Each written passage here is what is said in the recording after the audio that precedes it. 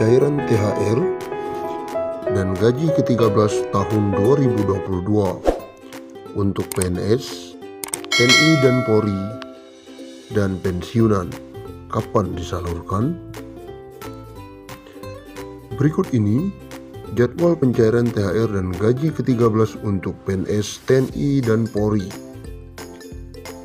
Kementerian Keuangan telah mengalokasikan anggaran untuk tunjangan hari raya atau THR dan gaji ke-13 tahun 2022.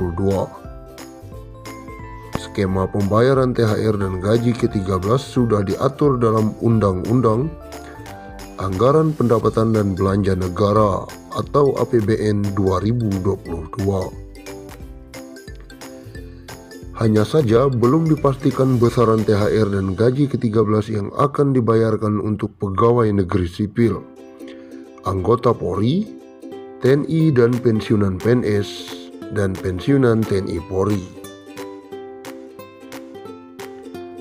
THR akan dicairkan sesaat sebelum Idul Fitri yang jatuh di awal Mei 2022.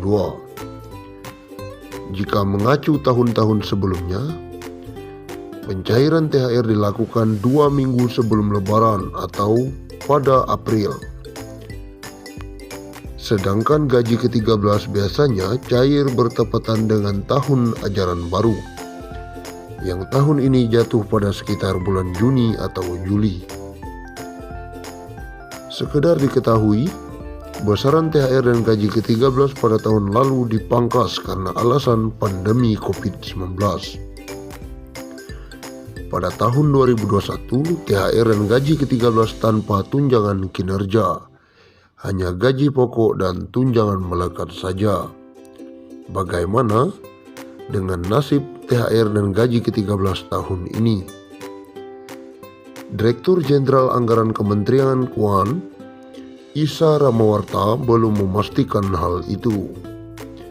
Hanya saja ia memperkirakan skema THR dan gaji ke-13 tahun 2022 bakal sama dengan tahun lalu. Di dalam RAPBN 2022, kebijakan untuk THR dan gaji ke-13 saat ini sama dengan tahun 2021, kata Isa Ramawarta di Jakarta. THR dan gaji ke-13 tidak hanya untuk PNS, tetapi juga TNI, Polri hingga pensiunan PNS, pensiunan TNI, dan pensiunan Polri. Isa Ramawarta menjelaskan, pemberian gaji ke-13 dan THR ini sebagai bagian dari upaya pemulihan ekonomi nasional. Pemerintah berupaya mendorong daya beli PNS, TNI, dan Polri dan pensiunan. Satu di antaranya memberikan THR dan gaji ke-13. Hanya saja karena pandemi, ada pemangkasan THR dan gaji ke-13. Dari pemangkasan tukin yang ada di THR dan gaji ke-13, pemerintah bisa menghemat anggaran hingga 15 triliun. Ini digunakan untuk menambah belanja untuk penanganan dampak pandemi COVID-19. Selanjutnya, bahkan program-program yang tidak prioritas masih akan tetap ditunda di tahun 2022.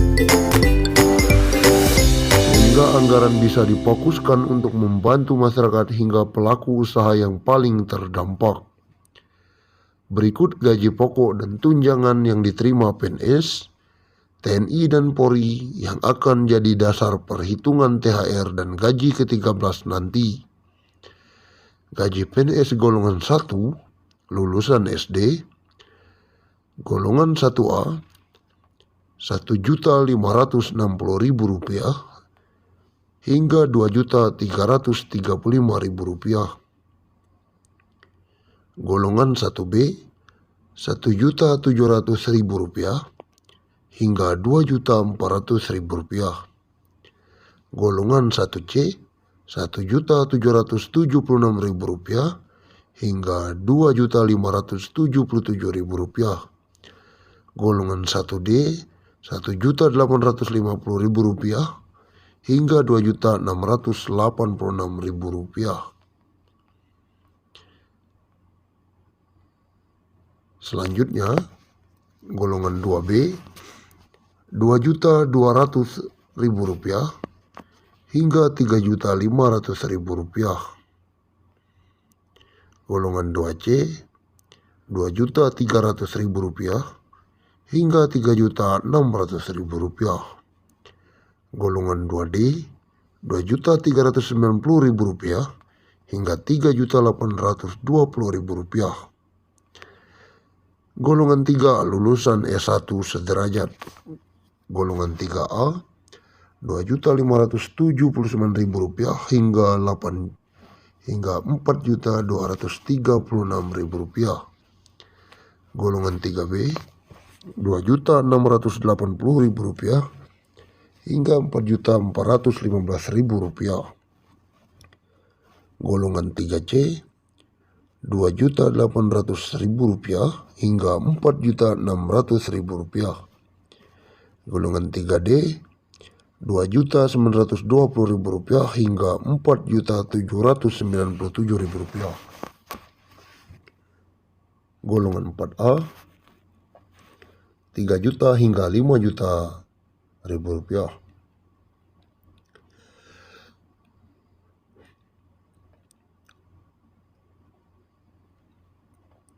Golongan 4B, Rp3.100.000 hingga Rp5.200.000. Golongan 4C, Rp3.300.000 hingga Rp5.400.000. Golongan 4D, Rp3.447.000 hingga Rp5.600.000. Golongan 4E, Rp3.593.000 hingga Rp5.900.000.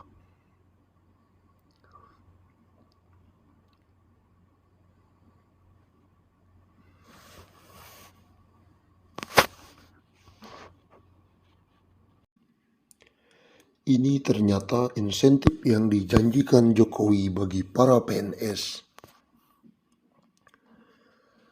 Presiden Joko Widodo atau Jokowi merencanakan adanya tambahan insentif untuk perbaikan kesejahteraan aparatur sipil negara atau ASN alias PNS, terutama yang sudah memasuki masa pensiun.